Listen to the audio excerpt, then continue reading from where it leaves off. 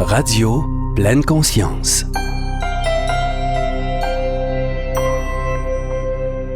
Médecin, entrepreneur, grande adepte de méditation pleine conscience, ambassadrice de santé et de bonheur, Radio Pleine Conscience a le bonheur de recevoir celle qui désire nous voir tous devenir souverains de notre vie et de notre santé, Dr Sophie Maffolini.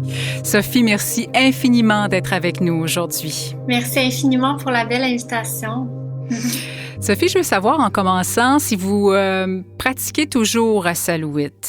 Non, j'ai remis officiellement ma démission en fin août ou septembre environ. Ça a été quand même difficile, oui, mais j'imagine. J'ai choisi de quitter ma pratique médicale conventionnelle pour poursuivre la nouvelle pratique médicale que j'ai créée au fil des dernières années.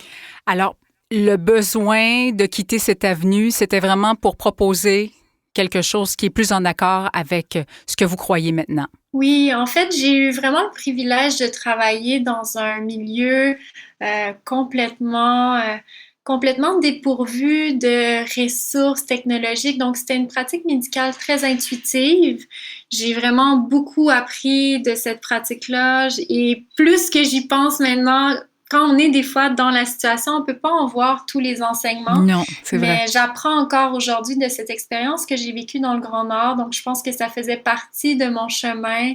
Les Inuits aussi, c'est des nomades. J'ai une âme nomade. Donc, j'ai vraiment appris beaucoup de cette expérience et j'ai senti en mars 2020, j'ai senti l'appel en fait de suivre mon intuition et de rester où j'étais à ce moment-là. J'étais au Brésil à ce moment-là quand toute la situation en mars a commencé. Et j'ai senti l'appel de rester là. Et pendant quelques mois, j'ai fait des gardes à distance pour le Grand Nord. Et j'ai senti ensuite que vraiment, j'étais appelée à rester où j'étais pour mieux servir les gens au niveau de la pleine conscience. Je sais que je vais retourner dans le Grand Nord un jour. J'ai beaucoup d'amour pour les Inuits, pour la communauté dans laquelle on a vécu pendant 7 ans. Mais je sentais que j'étais appelée à être ailleurs maintenant. Vous aviez créé des liens, mais là, il y a d'autres choses qui vous appelaient. Oui. Sophie, alors que vous commenciez votre pratique de médecine, bon, je voulais vous tutoyer, mais je suis dans le vous. On va poursuivre dans le tu. Donc, quand tu as commencé ta pratique de médecine, tu as souffert gravement d'anorexie, un problème qui était présent depuis quelques années. On dit souvent qu'il faut s'aider soi-même avant d'aider les autres. Comment c'était d'avoir à pratiquer dans ces conditions-là? Ça a été très difficile en ce sens où, à un point, mais j'avais une entrevue juste avant, puis je partageais comment, quand j'étais vraiment rendue dans le fond du baril, en fait, je me rappelle d'un épisode où j'avais une patiente devant moi qui partageait qu'elle avait mal aux pieds. Puis je l'écoutais me parler de sa douleur aux pieds, mais j'avais plus d'empathie en fait. Dans ma tête, j'étais juste OK, mais je suis vraiment en train d'écouter cette patiente-là, mais je souffre plus que cette patiente-là. Et donc ça a été un grand défi parce que je suis éventuellement tombée en burn-out, en dépression. Mais je continuais d'être fonctionnelle, je continuais de bien faire mon travail. Mais je sentais en fait une perte de sens dans ce que je faisais. Je sentais une perte de sens dans mon travail et il a vraiment fallu que j'atteigne le fond du baril pour pouvoir en ressortir en fait. Donc c'est quand j'ai atteint le fond du baril que j'ai finalement choisi de demander de l'aide. Tu avais essayé de nombreux outils pour tenter de guérir. Certaines de ces choses ont aidé, mais ne t'ont pas guéri jusqu'à la rencontre de la méditation pleine conscience. Quand est-ce que tu t'es rendu compte que ça serait différent avec cet outil-là que tu venais de découvrir? Ça a été vraiment rapide, en fait. J'avais essayé beaucoup de choses pour guérir. J'avais été en Inde, j'avais pratiqué le yoga. En Inde, je m'étais dit, OK, tous les dieux du yoga sont ici, je vais trouver l'illumination de la guérison. J'avais lu plein de livres de croissance personnelle. Puis j'avais fait une formation professionnelle de yoga aussi d'1 an. Puis ces choses-là m'ont aidée. J'avais lu aussi sur le pouvoir du moment présent, mais c'est comme si je l'avais lu et compris dans ma tête, mais pas vraiment dans tout mon être. Et je me rappelle la journée où j'ai rencontré la médecin qui m'a reçue au programme d'aide des médecins du Québec et je lui partageais ma situation et tout ça. Puis à la fin, elle m'a écrit sur un petit mot le nom de Jon Kabat-Zinn. Elle m'a dit « Ah, si j'étais toi, j'irais lire sur la pleine conscience. » Et je venais juste à ce moment-là de choisir de prendre un arrêt santé. Et ça avait été vraiment difficile pour moi de faire ce choix parce que je voulais vraiment finir ma résidence au plus vite parce que je me disais « Ok, quand je vais finir ma résidence, je vais être heureuse finalement. » Mais j'avais dit ça avec mon externat, c'était pas arrivé. Donc, finalement, j'ai décidé de prendre un arrêt santé. Et quand j'ai fait ce choix-là, c'est comme si j'avais plus d'ego. Tu sais, j'étais plus résidente en médecine, j'avais plus de rôle. Exact. Et c'est comme si, à ce moment-là, la lecture que j'ai faite sur la pleine conscience, qui était le livre Méditer jour après jour de Christophe André, c'est comme si c'est là que j'ai vraiment compris c'était quoi la pleine conscience. Et là, je me suis mis à juste être. Et ça a été vraiment un moment d'éveil, si je peux dire, qui a duré vraiment pendant peut-être 8 mois où est-ce que mon énergie était super élevée. Je méditais comme 4 heures par jour. Je faisais beaucoup aussi de méditation informelle en faisant du vélo, de la course, du patin à roues alignées. Donc, rapidement, je l'ai senti comme quand j'ai fait pour la première fois une méditation de scan corporel. Qui est une méditation où est-ce qu'on va visiter consciemment chaque partie de notre corps pour voir quelles sensations il s'y trouve. Juste le fait de rester en fait dans cet état méditatif et connecté avec mon corps de l'intérieur plutôt que de l'extérieur, je me sentais tellement bien à l'intérieur de moi pour la première fois que j'ai su que c'était vraiment comme la voie pour moi pour guérir. La voie à suivre. Et tu as découvert par la pleine conscience ton monde intérieur et aussi la conscience. Tu t'es rendu compte que tu vivais, à l'instar de bien des gens, dans l'inconscience. On est nombreux à vivre dans l'inconscience. Quelle est pour toi la plus grande différence entre vivre consciente et vivre dans l'inconscience? En fait, quand j'ai découvert la pleine conscience, puis que j'ai réalisé en fait que toute ma vie, j'avais été sur le pilote automatique. C'est un peu ça pour moi, l'inconscience, c'est d'être sur le pilote automatique. Et l'exemple que je donne souvent, c'est quand je faisais des allers-retours, je faisais ma résidence en Gaspésie et je faisais des allers-retours Gaspésie-Montréal pour aller danser des week-ends. Et souvent, je pouvais conduire pendant 30 minutes, puis après ça, je me rendais compte, je suis rendue ici, mais je me rappelle même plus le chemin que j'ai fait. Puis c'est un peu comme ça qu'on vit notre vie, hein. Et quand j'ai commencé à pratiquer la méditation, puis à vraiment comprendre l'essence même de vivre le moment présent pour vrai, à ce moment-là, pour moi, ça a été un choc. Je me suis dit, j'ai vécu toutes les années d'avant comme un robot. Vraiment sur le pilote automatique, dans l'inconscience. Donc, si moi, j'ai vécu comme ça, il y a sûrement plein d'autres gens qui vivent comme ça. Oh oui. Et c'est un peu de là qu'est née cette mission-là de partager la pleine conscience avec les gens. À ce moment-là, tu t'es investi à fond dans la méditation pleine conscience et tu as appris à observer ton corps, comme tu le mentionnais, de l'intérieur plutôt que dans un miroir, le voir différemment, le sentir différemment et l'aimer peut-être pour la première fois, comme on peut lire sur ton site Web. Prendre soin de toi, c'était devenu à ce moment-là une priorité et la conséquence, ça a été la guérison de ton anorexie. Au-delà de la technique de méditation en elle-même, quel changement apporté par la méditation pleine conscience a vraiment mené à ta guérison selon toi? Il y a vraiment plein de choses. En fait, la pleine conscience agit à tellement de niveaux. Pour moi, le premier pas, ça a vraiment été au niveau de cette connexion-là avec mon corps, de l'intérieur plutôt que de l'extérieur. Donc, quand j'étais malade, quand j'avais l'anorexie, en fait, je voyais toujours mon corps dans le miroir, dans le regard des autres. Je scrutais mon corps. Et là, pour la première fois, j'avais une vision de mon corps de l'intérieur, en fait, un ressenti de l'intérieur et de me déposer en tant qu'observatrice bienveillante et non jugeante de mon corps. Ça a vraiment été une grande libération pour moi. Donc, il y a à ce niveau-là. Ensuite, il y a de plein de façons. Juste en diminuant le stress, donc la pleine conscience a été reconnue par diverses études scientifiques comme contribuant à diminuer le niveau de stress. Ouais. Et juste en diminuant le niveau de stress, c'est sûr que ça m'a aidé en fait au niveau de la gestion des crises alimentaires parce que j'avais beaucoup de crises alimentaires. J'avais l'anorexie binge and purge. Donc, j'ai eu une phase restrictive au début. Ensuite, j'ai commencé à avoir des compulsions alimentaires. Et à la fin, j'avais des compulsions pratiquement tous les jours parce que je vivais beaucoup de restrictions alimentaires aussi pendant la journée. Et donc, j'avais des restrictions pendant la journée, des compulsions le soir. Et vraiment, en diminuant le stress, les compulsions sont disparues, comme pratiquement instantanément, je dirais. Ça n'a pas pris de temps, là, comme une semaine.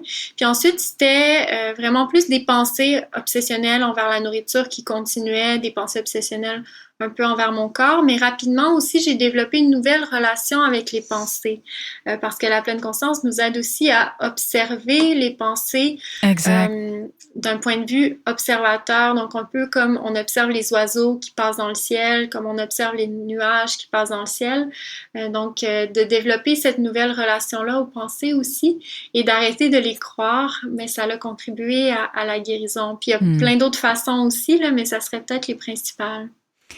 Et en se regardant de l'intérieur, j'imagine aussi qu'on arrive à ne plus se comparer. On se rend compte qu'on est tous pareils de l'intérieur. Oui, je me rappelle que la comparaison avec les autres femmes, entre autres, ça a été la dernière chose à partir. Puis je me rappelle d'avoir lu un livre qui s'appelait « 8 Keys to Recovery from an Eating Disorder », 8 clés pour guérir d'un trouble alimentaire. Mm-hmm. Et au début du livre, en fait, ce livre a été écrit par une psychiatre et une psychologue qui toutes deux ont eu un trouble alimentaire et une était patiente de l'autre aussi. Et elles ont guéri du trouble alimentaire.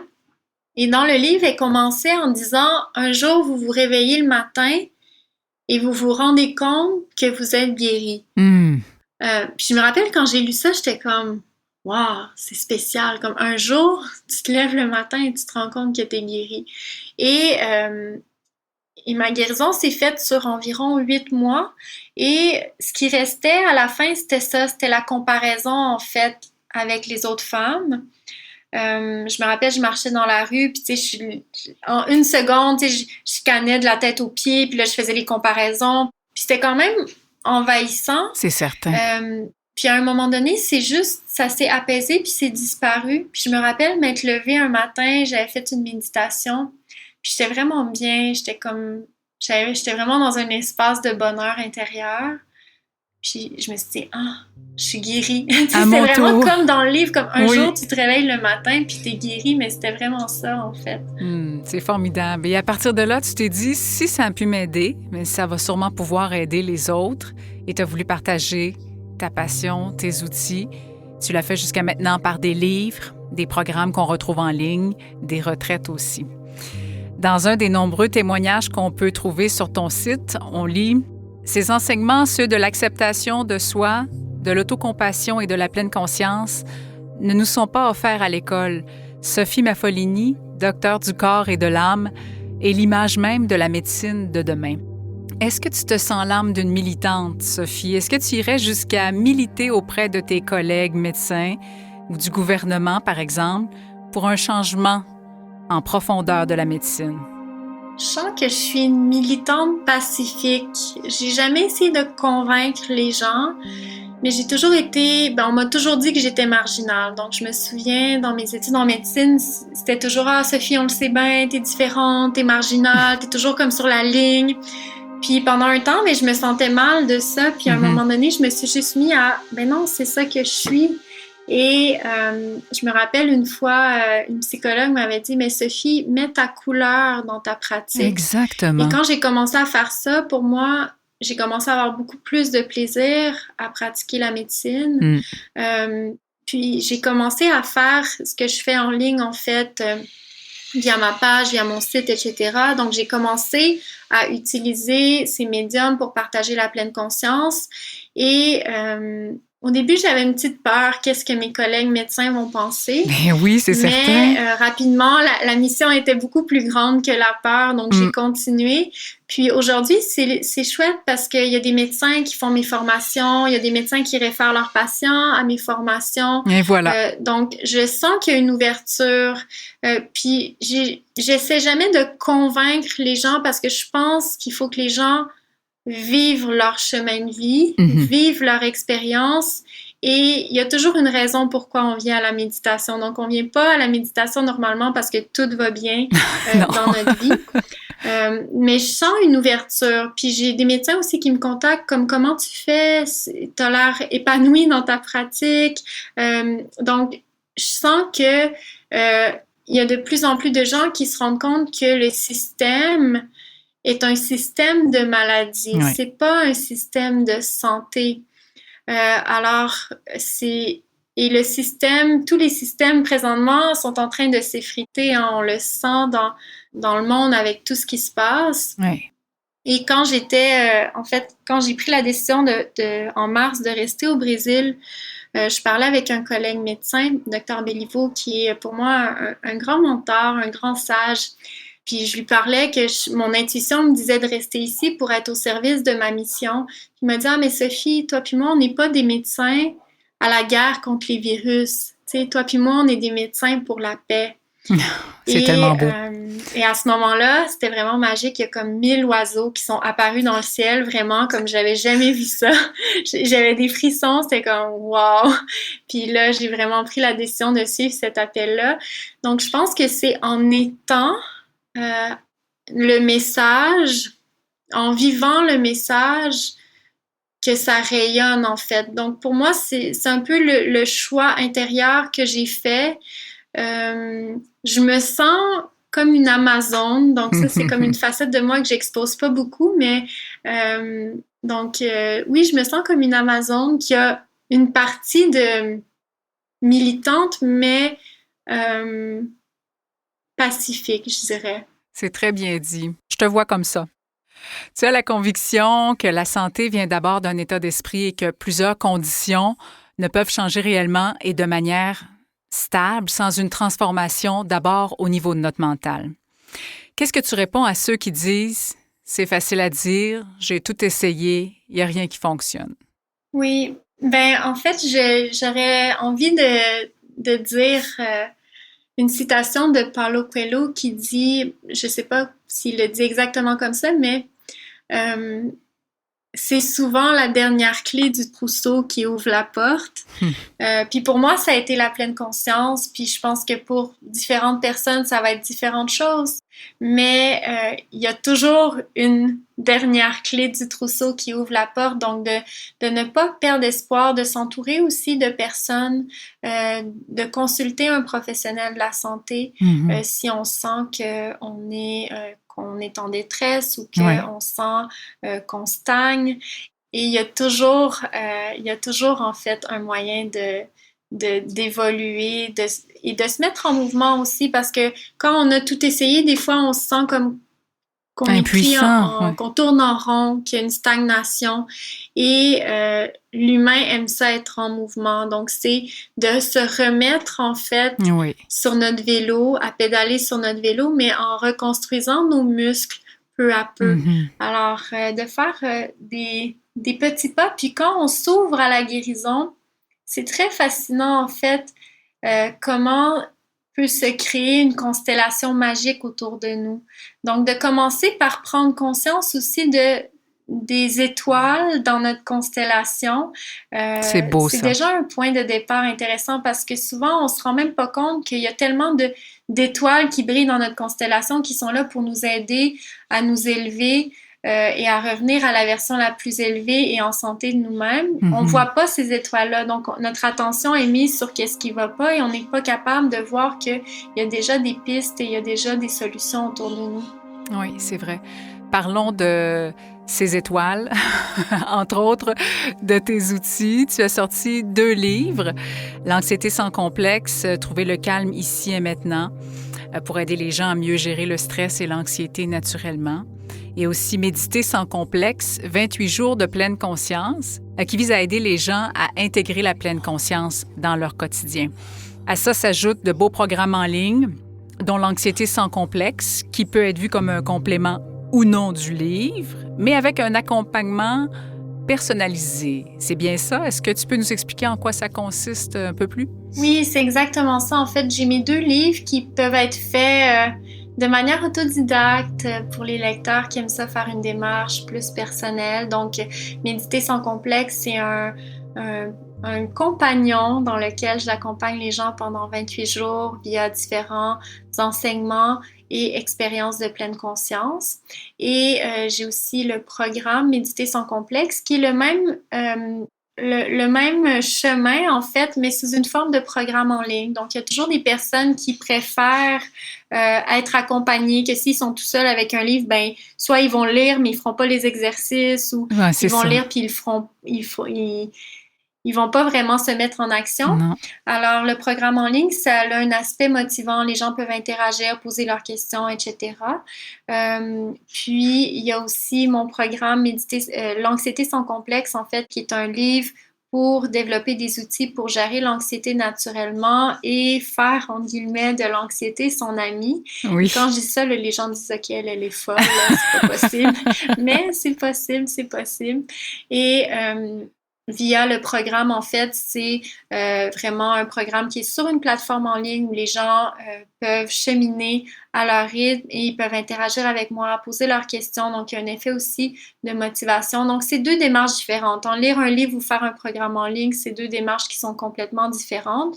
Donc, en ligne, il y a un accompagnement plus personnalisé, puis ça a un effet aussi plus motivant pour certaines personnes.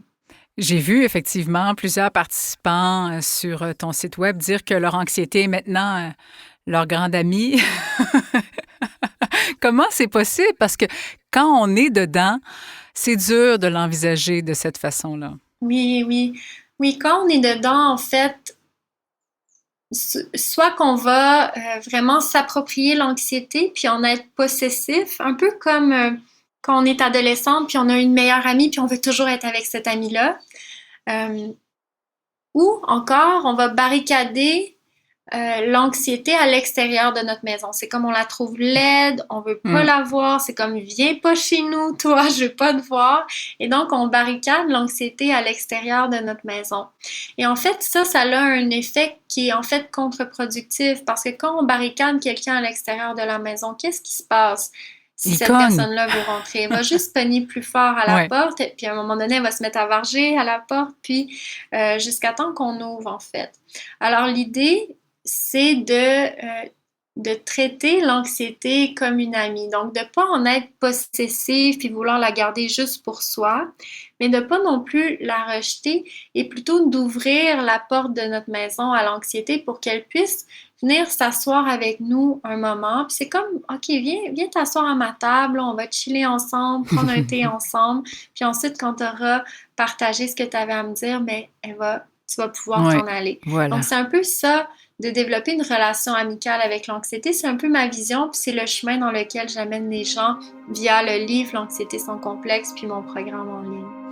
Il y a aussi le programme Mindful Mafia, la mafia de la paix intérieure, qui est un autre beau voyage de 8 semaines. Est-ce que tu peux nous en parler et nous dire quand va partir la prochaine cohorte? Oui, en fait, la Mindful Mafia, c'est mon programme, je pourrais dire chouchou, entre guillemets. C'est un bootcamp de 8 semaines de pleine conscience. Donc, c'est un programme en ligne de réduction du stress par la pleine conscience où pendant 8 semaines, on va venir intégrer profondément la pleine conscience dans les différentes sphères de notre vie. Donc, on va vraiment venir intégrer la pratique formelle de pleine conscience avec les différents piliers de la pleine conscience, que ce soit le scan corporel dont j'ai parlé, la méditation assise sur différents sujets, la méditation en mouvement.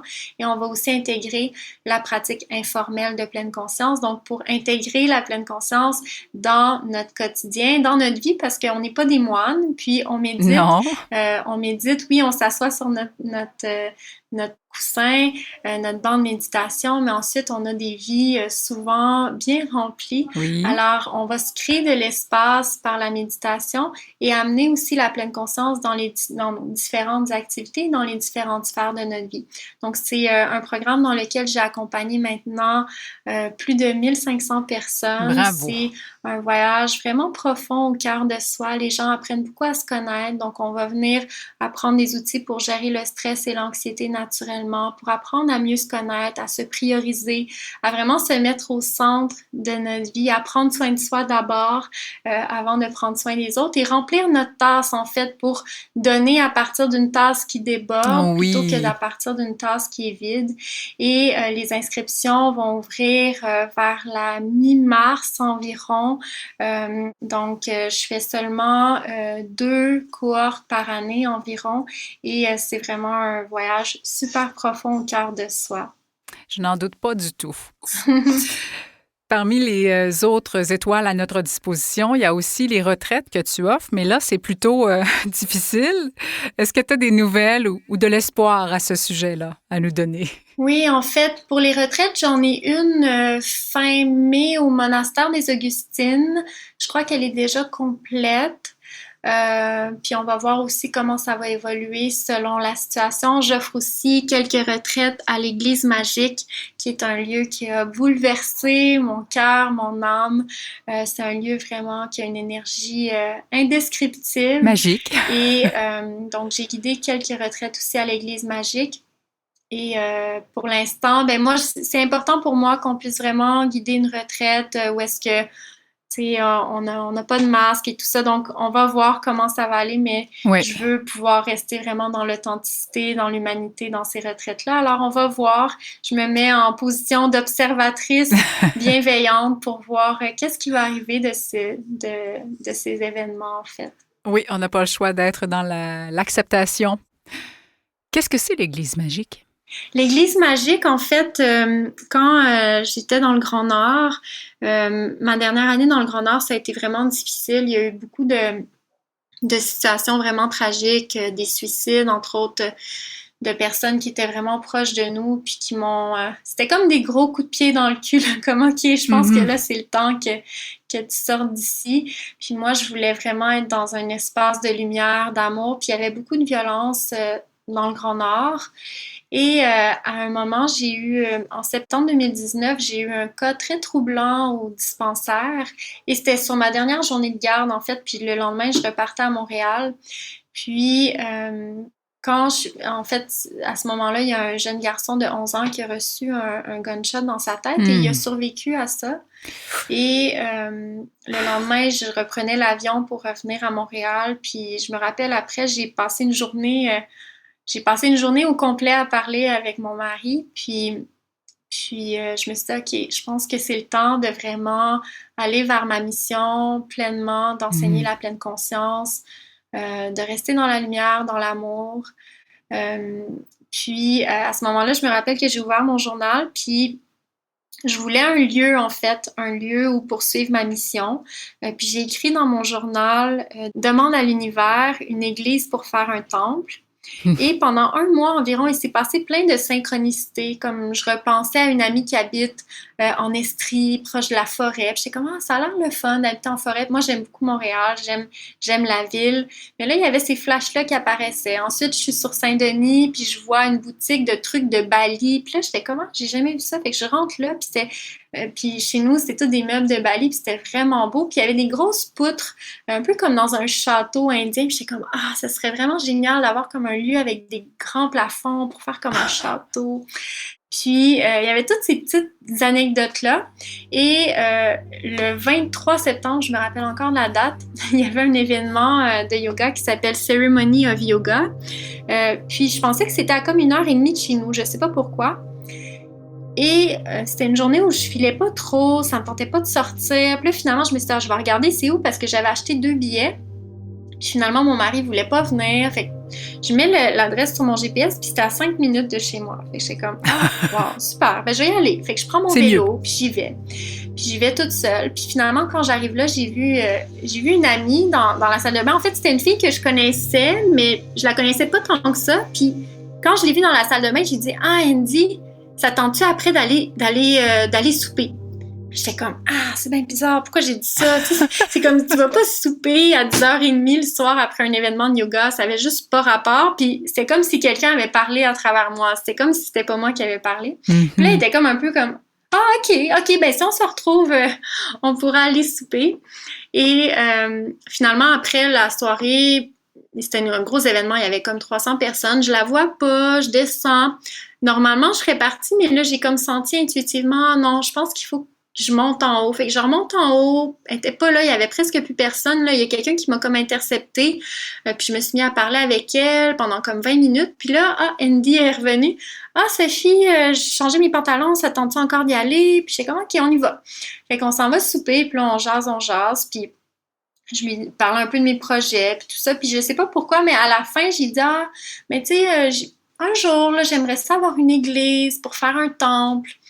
Puis là, elle s'est vraiment arrêtée, puis elle m'a regardée dans les yeux, puis elle me dit, ah, mais Sophie, j'ai un ami, il y a une église, puis c'est un temple, puis il veut la vendre. J'étais comme, ah. Elle dit, oui, puis tu sais, c'est où? En fait, c'était un lieu qu'on avait déjà voulu louer quand j'avais sorti mon livre Méditer sans complexe. Je voulais faire une vidéo, puis j'avais vu l'église, puis j'étais comme, wow, mais quel lieu magique! Puis ensuite, j'avais voulu leur louer pour écrire mon 2e livre, mais ça avait comme pas fonctionné. Puis elle m'a dit, oui, c'est là. J'ai dit, mais non, mais c'est impossible qu'ils vendent ce lieu-là, c'est trop magique. Elle me dit, non, il veut le vendre. Mais je suis comme, mais c'est sûr que c'est déjà vendu. Elle dit, non, il en a parlé à personne. Fait que finalement, elle nous a mis en contact, puis j'ai appelé Joël, qui était le magicien qui a créé ce lieu-là. Puis il m'a dit, ben c'est quoi ton projet? Puis là, j'ai dit, ben j'ai fait une demande à l'univers d'une église pour faire un temple. Puis là, il m'a dit, ben moi, j'ai fait une demande à l'univers de trouver la bonne personne pour transmettre ce lieu-là. Donc, ben c'est comme ça, en fait, que c'est arrivé, l'église magique. C'est incroyable. Hein?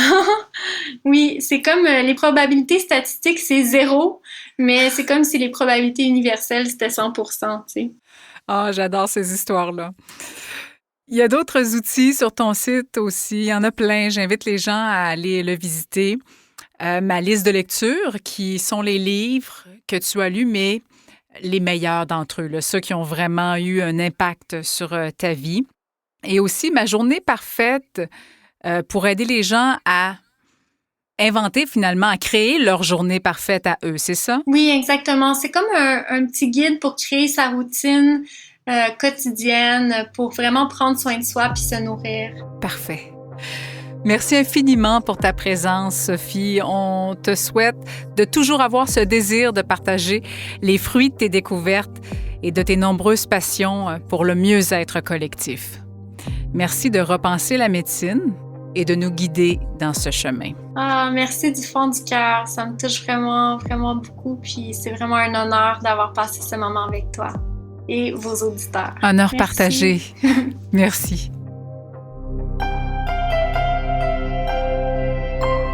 Radio pleineConscience.com